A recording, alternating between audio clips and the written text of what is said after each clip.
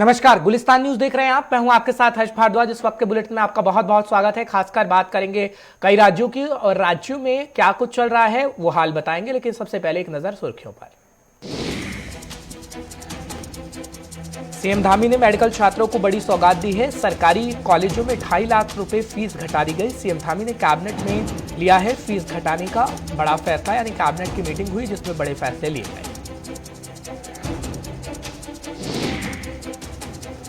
CM Pushkar Singh Dhami ने कर्मचारियों को बड़ी सौगात दी है। दिवाली से पहले दिवाली का बोनस देने का ऐलान कर दिया है। 1,60,000 से अधिक कर्मचारियों को दिवाली बोनस की सौगात दी गई है।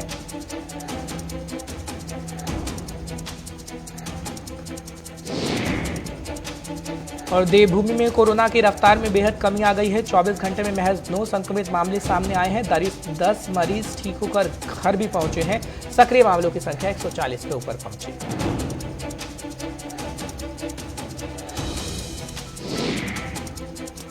तो चलिए बुलेटिन की शुरुआत करते हैं। सबसे पहले बात राज्य उत्तराखंड की करते हैं और उत्तराखंड में कई सौगातें देने का काम सीएम पुष्कर सिंह धामी इस वक्त कर रहे हैं।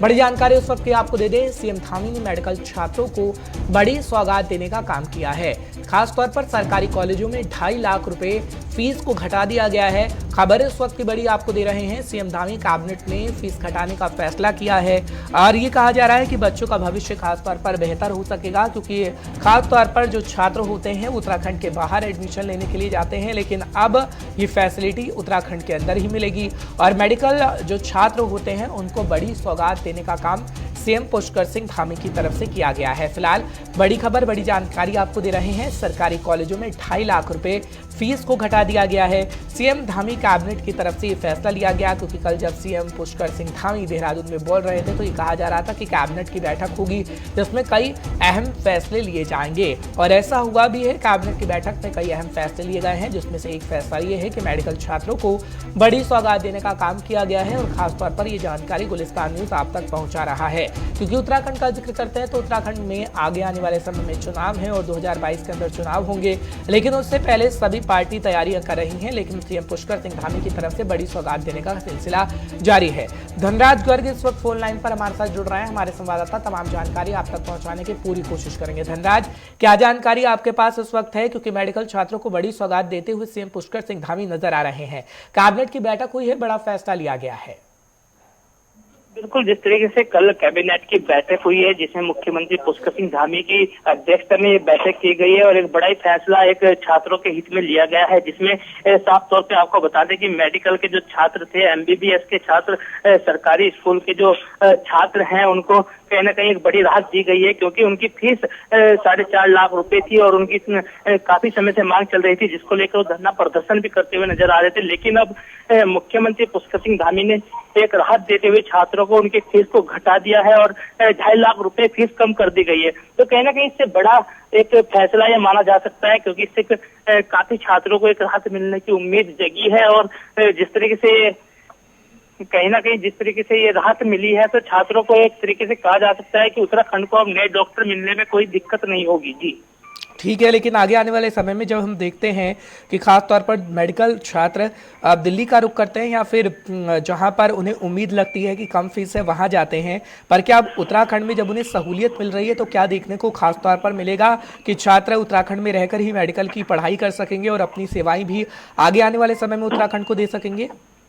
जी हाँ, बिल्कुल। जिस तरीके से देखा गया कि जब छात्रों को यहाँ पर फीस महंगी पड़ती थी तो कहीं ना कहीं वो दिल्ली या अन्य राज्यों का रुख जरूर करते थे, लेकिन अब जब उत्तराखंड में ही उनको कम दामों में अच्छी पढ़ाई मिल पाएगी और वो डॉक्टर बन पाएंगे तो कहीं ना कहीं पहाड़ के जो क्षेत्र है जहाँ पर डॉक्टर जाना पसंद नहीं करते हैं, तो कहीं ना कहीं वहाँ पर छात्र ये डॉक्टरी करने के बाद वहाँ पर पहुंचेंगे और एक सुविधा जनता को भी जरूर मिलेगी, क्योंकि जिस तरीके से देखा गया कि पहाड़ों में डॉक्टरों की कमी लगातार देखने को मिलती है। लेकिन अब जिस तरीके से फीस कम की गई है तो कहीं ना कहीं छात्रों को एक मौका मिला है डॉक्टर बनने का, तो अब डॉक्टर बनने के बाद वो पहाड़ों का रुख जरूर करेंगे और पहाड़ों की जनता को कहीं ना कहीं उससे सुविधा जरूर मिलेगी। यार ठीक है धनराज, एक आखिरी सवाल, क्योंकि सुविधाओं का दौर तो हम देख रहे हैं, लेकिन क्या ये सुविधाओं का दौर आगे भी यूं ही चलने वाला है? क्योंकि अभी चुनाव है 2022 के अंदर और उससे पहले बड़ी सौगात देने का सिलसिला जारी है, लेकिन क्या चुनाव के बाद भी अगर सरकार आती है, सत्ता में वापसी करती है, तो वाकई हम देखेंगे कि जो सिलसिलेवार ढंग से सौगात दी जा रही है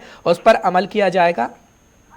जी हर्ष, बिल्कुल कहीं ना कहीं जिस तरीके से 2022 का चुनाव नजदीक है और जिसको देखते हुए साफ तौर पर कहा जा सकता है कि कहीं ना कहीं छात्रों को मनाने की कोशिश यहाँ पर की गई है, क्योंकि काफी समय से छात्र नाराज चल रहे थे फीस को लेकर। फीस की बढ़ोतरी इतनी ज्यादा कर दी गई थी कि छात्रों के देने लायक वो फीस नहीं थी, तो उसको कहीं ना कहीं राहत जरूर मिली है छात्रों को। लेकिन आगे आने वाला समय ही बताएगा कि आखिर ये जो छात्रों की फीस कम की गई है वो कब तक चलेगी, क्योंकि 2022 का चुनाव नजदीक है। नई सरकार आने में ज्यादा समय नहीं है, थोड़ा ही समय नई सरकार बनने में रह गया है। अब ये तो देखने वाली बात होगी कि कांग्रेस की सरकार आती है या बीजेपी की सरकार आती है। अगर बीजेपी की सरकार आती है तो लाजिमी है कि जो योजनाएं निकाली गई हैं, जो फीस कम की गई है, वो लगातार चलती रहेगी। लेकिन यदि कांग्रेस की सरकार आती है तो अब वो देखने वाली बात होगी कि क्या कांग्रेस उस फीस को बढ़ाएगी या जो फीस कम की गई है वो झुकी तो रहेगी, जिससे छात्रों को लाभ मिल पाएगा। जी ठीक है, बहुत बहुत शुक्रिया धनराज तमाम जानकारी पहुंचाने के लिए, दर्शकों को अपडेट रखने के लिए। फिलहाल बढ़ते हैं आगे, बात एक और बड़ी जानकारी की करते हैं, क्योंकि कर्मचारियों को भी तोहफा दिया गया है। सीएम पुष्कर सिंह धामी ने कर्मचारियों को कई बड़ी सौगात देने का काम किया है। खबर यह है कि दिवाली से पहले दिवाली का बोनस देने का ऐलान कर दिया गया है और खबर यह भी मिल रही है कि 1,60,000 से अधिक कर्मचारियों को दिवाली बोनस की सौगात दी गई है और 4800 ग्रेड पे वाले कर्मचारियों को 7,000 रुपये और दैनिक वेतन भोगी कर्मचारियों को 11 ये कहा जा रहा है कि जो बोनस होगा वो खास तौर पर मिलेगा, क्योंकि 4800 ग्रेड पे वाले कर्मचारियों को 7,000 रुपये बोनस देने की बात कही गई है। तो ये अलग अलग जानकारी हम आपको फटाफट से पहुंचा रहे हैं। फिलहाल बड़ी खबर, बड़ी जानकारी इस वक्त ही सामने आ रही है, वो जो देने की कोशिश कर रहे हैं कि आखिर क्या खबर है। थोड़ी देर में हमारे संवाददाता जुड़ेंगे तो आप तक पूरी जानकारी पहुंचाने का काम करेंगे। फिलहाल संचित शर्मा इस वक्त हमारे साथ जुड़ रहे हैं, हमारे संवाददाता तमाम जानकारी आप तक पहुंचाएंगे। संचित, बहुत बहुत शुक्रिया हमारे साथ जुड़ने के लिए। संचित, क्या खबर आपके पास भी है, क्योंकि कहा जा रहा है कि कर्मचारियों को सौगात देने का काम पुष्कर सिंह धामी की तरफ से करा गया है और दिवाली का बोनस पहले ही दे दिया गया है। कितना असर छोड़ रहे हैं सीएम पुष्कर सिंह धामी की आगे आने वाले समय में एक बार फिर से बीजेपी की सरकार बनाई जा सके?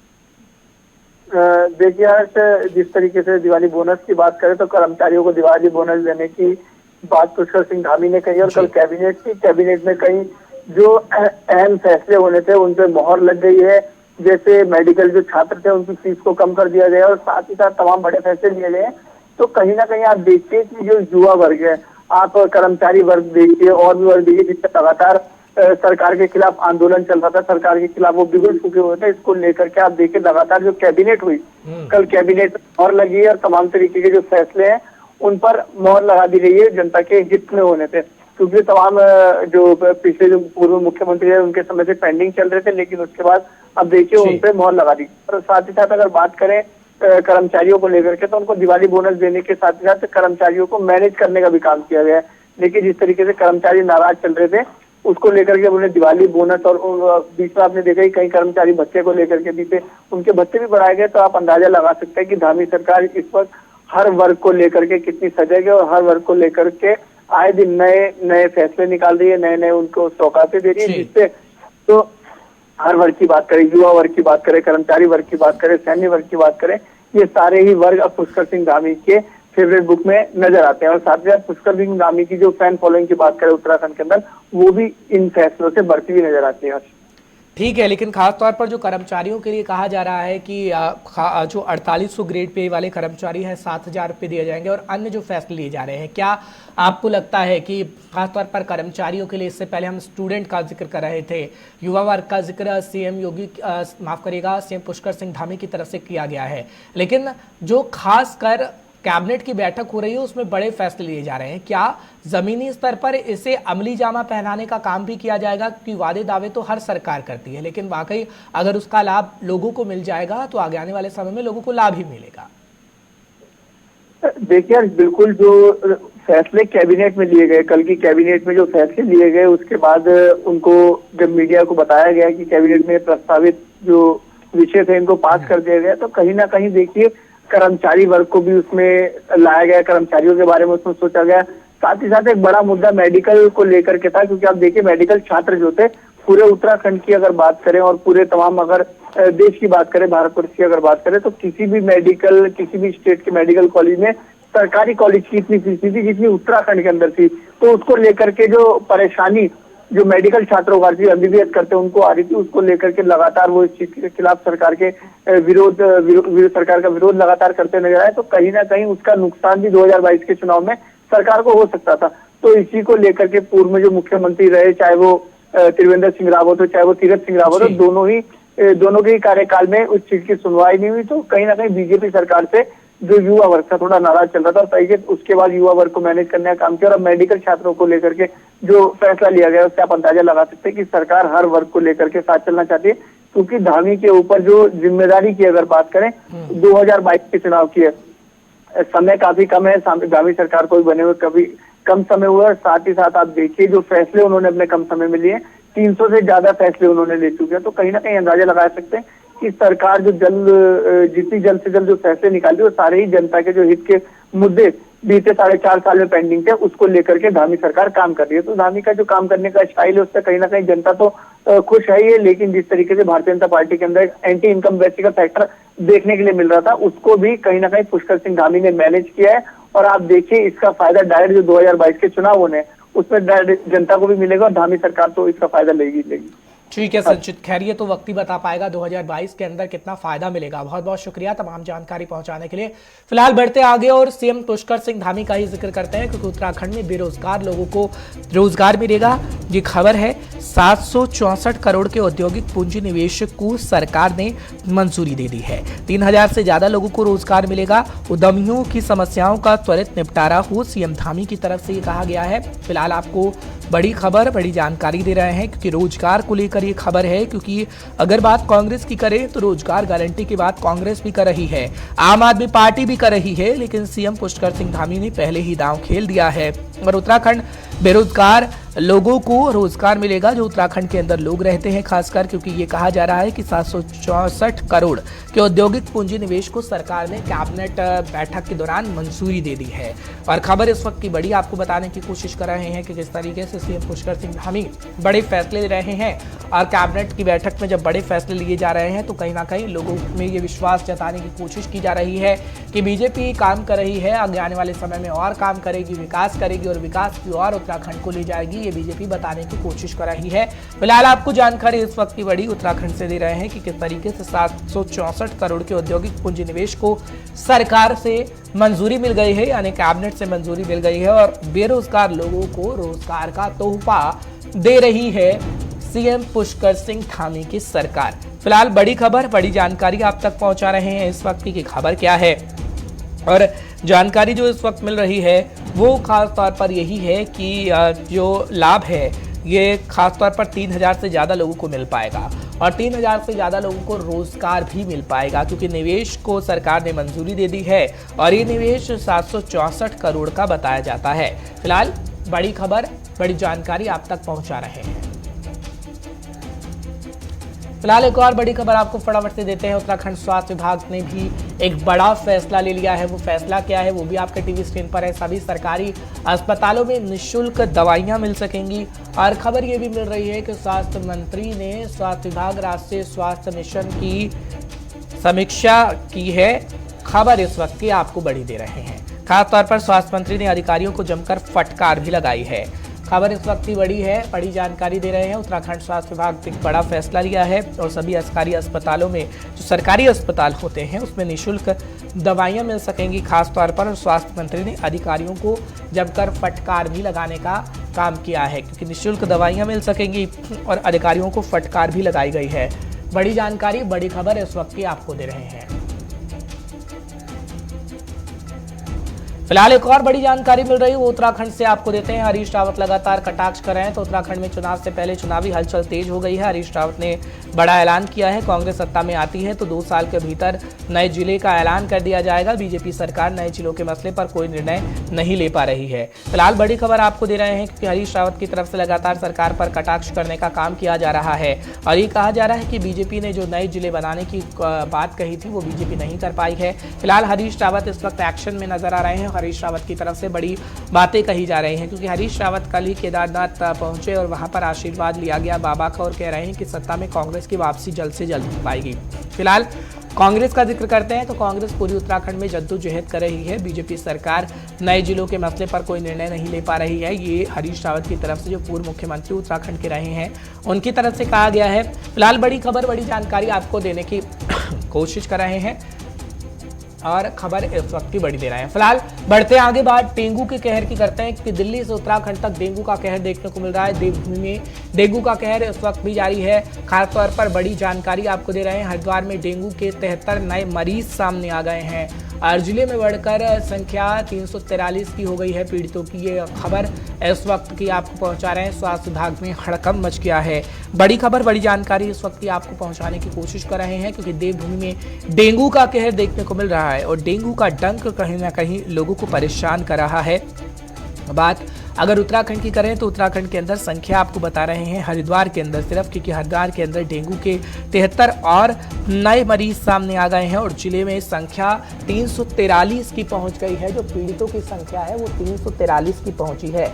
स्वास्थ्य विभाग की अगर बात करें तो स्वास्थ्य विभाग में हड़कंप मचा है। हालांकि पूरी निगरानी रखी जा रही है कि किस तरीके से मरीजों को और बेहतर इलाज मिल पाए। हालांकि अगर बात करें तो ये कह रहे हैं स्वास्थ्य विभाग की पूरी निगरानी हम कर रहे हैं, लोगों को एहतियात बरतने को कहा जा रहा है और जागरूकता अभियान भी चलाया जा रहा है। फिलहाल बढ़ते आगे बात आम आदमी पार्टी की हम फटाफट से करेंगे क्योंकि आम आदमी पार्टी के कर्नल कोटियाल की तरफ से बड़ा बयान दिया गया है और आपने देवस्थानम बोर्ड भंग करने की मांग की है। 30 अक्टूबर तक फैसला न होने पर आंदोलन की चेतावनी दी गई है। ये भी कर्नल कोटियाल की तरफ से कहा गया है। सरकार को तत्काल बोर्ड को भंग देना चाहिए, ये भी कर्नल कोटियाल की तरफ से कहा जा रहा है। फिलहाल आम आदमी पार्टी की खबर आपको बता रहे हैं, जब कर्नल कोटियाल ने बड़ा बयान दिया है क्योंकि सीएम का चेहरा है ये आम आदमी पार्टी के और कई मुद्दों पर इस वक्त एक्टिव नजर आ रहे हैं और सरकार को भी घेरा जा रहा है। विशाखा चौधरी इस वक्त हमारे साथ जुड़ चुकी हैं फोन लाइन पर, तमाम जानकारी आप तक पहुंचाने की पूरी कोशिश करेंगी। विशाखा, क्या जानकारी आपके पास भी है क्योंकि देवस्थानम बोर्ड को लेकर अंतरिम रिपोर्ट सीएम के पास पहुंच चुकी है और सीएम इससे जल्दी हल निकालने की कोशिश कर रहे हैं, लेकिन विपक्षी पार्टियां लगातार देवस्थानम बोर्ड को लेकर इस वक्त हमलावर होती नजर आ रही हैं और उनमें से एक है आम आदमी पार्टी। कांग्रेस ने हरीश रावत ने दावा किया था कि देवस्थानम बोर्ड को राज्य सरकार के द्वारा, मुख्यमंत्री के द्वारा रद्द किया जाए, नहीं तो वो उपवास पर बैठेंगे। तो ठीक वैसे ही एक विपक्षी पार्टी के तौर पर फिलहाल आम आदमी पार्टी ने भी यही जो दावे हैं और जो जनता के सामने अपील है वो की है कि राज्य सरकार को फिलहाल जो देवस्थानम बोर्ड है उसको जल्द से जल्द भंग कर देना चाहिए क्योंकि वो जो पुरोहित है, जो पुरोहित जवान के उनके हितों में नहीं है। और फिलहाल कर्नल जो अजय कोटियाल है उनकी तरफ से ऐसा कहा गया है। और देखिए, जाहिर तौर पर जो अंतरिम रिपोर्ट है कमेटी की, जो कमेटी बनाई गई थी देवस्थानम बोर्ड के तमाम मुद्दों को लेकर, तो उसकी जो रिपोर्ट है वो मुख्यमंत्री के पास पहुंच चुकी है। लेकिन उसके बावजूद अभी जो फैसला है वो राज्य सरकार के द्वारा, मुख्यमंत्री के द्वारा नहीं लिया गया है। तो कहीं ना कहीं इस देरी को जो विपक्षी पार्टियां हैं वो अपने फेवर में भुनाना चाहती है, अपने पक्ष में लाना चाहती है। इसीलिए कांग्रेस के बाद आम आदमी पार्टी ने भी अब जो देवस्थानम बोर्ड का मुद्दा है वो उठाया है और कहीं ना कहीं विपक्षी पार्टी के तौर पर जो राज्य सरकार की या सत्ता पक्ष की जो कमी है उसको अपने फेवर में बुझाने की पूरी कोशिश की। ठीक है विशाखा, लेकिन आगे आने वाले समय में आप क्या देखते हैं, क्या जो ये मुद्दे उठाए जा रहे हैं, क्योंकि लगभग सभी पार्टियों के मुद्दे एक ही हैं। फ्री की बातें हर कोई कर रहा है, चाहे फिर हम बात करें कांग्रेस की, आम आदमी पार्टी की या बीजेपी की, और रोजगार गारंटी का वादा हर कोई कर रहा है। रोजगार गारंटी का वादा अभी सीएम पुष्कर सिंह धामी ने कैबिनेट फैसले के दौरान भी किया है और रोजगार गारंटी का वादा आम आदमी पार्टी भी कर रही है, हरीश रावत भी कर रहे हैं। तो सभी के लगभग वादे एक ही जैसे हैं, पर आखिर जनता किस पर विश्वास करेगी? क्या जनता इस वक्त कंफ्यूजन में है कि हाँ, खासतौर पर त्रिकोणीय मुकाबला देखने को मिलेगा तो एक नई पार्टी भी आ रही है मैदान में, उसको मौका दिया जाए या बीजेपी को दोबारा से मौका दे या फिर कांग्रेस सत्ता में वापसी करे? तो क्या जमीनी हालात आप देखती हैं और जनता के मन में इस वक्त क्या है? जी बिल्कुल हर्ष, देखिए जनता को फिलहाल अभी आप कहिए कि हर जो पार्टी है उत्तराखंड का, जो तीनों राजनीतिक दल है, उन्होंने कहीं ना कहीं जनता के सामने एक रेंज प्रोवाइड कराई है, एक दृष्टिकोण दिया है कि इस पार्टी का जो यह मुद्दा है वो यही रहेगा। भारतीय जनता पार्टी ने जिस तरह से अभी काम किया, मुख्यमंत्री के द्वारा जो काम किया गया है, कहीं ना कहीं भारतीय जनता पार्टी की जो कमियां रही हैं पिछले 4 साल में, उनको इस समय में दूर करने का पूरा प्रयास किया गया है। दूसरी तरफ कांग्रेस की पिछले कुछ सालों में जो मजबूती रही है, जब सत्ता में थी, कांग्रेस ने अपनी मजबूतियों को जनता के बीच ले जाने का जो कार्य है वो किया है। तीसरी पार्टी आम आदमी पार्टी जो एक नई पार्टी है, उससे जो इन दोनों की कमियां हैं और इन दोनों के द्वारा जो मुद्दे छूट गए हैं या जो जाहिर तौर पर जनता के बीच जो जमीनी मुद्दे हैं उनको लेकर आम आदमी पार्टी पहुंच रही है। देखिए, चुनाव में जनता किसका साथ देगी, किस सीट से कौन सा उम्मीदवार किस पार्टी का निकलेगा, यह समय बताएगा। लेकिन फिलहाल उत्तराखंड का जो विधानसभा चुनाव होगा वो बहुत दिलचस्प होने वाला है और तमाम जो चीजें हैं तमाम राजनीतिक दलों के द्वारा वो जमीनी स्तर पर फिलहाल की जा रही है। ठीक है विशाखा, बहुत बहुत शुक्रिया तमाम जानकारी पहुंचाने के लिए, दर्शकों को अपडेट रखने के लिए। फिलहाल बढ़ते हैं आगे, बात आम आदमी पार्टी का ही जिक्र करते हैं क्योंकि आम आदमी पार्टी लगातार बीजेपी पर कटाक्ष कर रही है और आम आदमी पार्टी बीजेपी के कामों का हिसाब मांगने की कोशिश कर रही है और बीजेपी की कह रही है कि आम आदमी पार्टी सिर्फ और सिर्फ राजनीति करने की कोशिश कर रही है। फिलहाल आपने बीजेपी पर सीधा सीधा वार किया है और खासतौर पर आपको बता रहे हैं कि आम आदमी पार्टी ने उत्तराखंड में एक नए तरह की राजनीति की शुरुआत की है। दरअसल पार्टी सत्तारूढ़ बीजेपी से अपने कार्यकाल में किए गए 5 साल के कार्यों की जानकारी मांग रही है। दिल्ली के उप मुख्यमंत्री मनीष सिसोदिया भी इसी प्रकार की जानकारी उत्तराखंड बीजेपी सरकार से मांग चुके हैं और सरकार कहीं ना कहीं हमलावर होती हुई नजर आ रही है खासतौर पर, और ये सरकार पर आरोप लगा रही है दिल्ली की ये आम आदमी पार्टी के मुखिया केजरीवाल की खासतौर पर उत्तराखंड में विकास के वादे किए गए थे लेकिन इन 5 सालों में बीजेपी ने कोई विकास नहीं किया, लेकिन आम आदमी पार्टी करेगी। तो कटाक्ष एक तरीके से आम आदमी पार्टी का हो रहा है।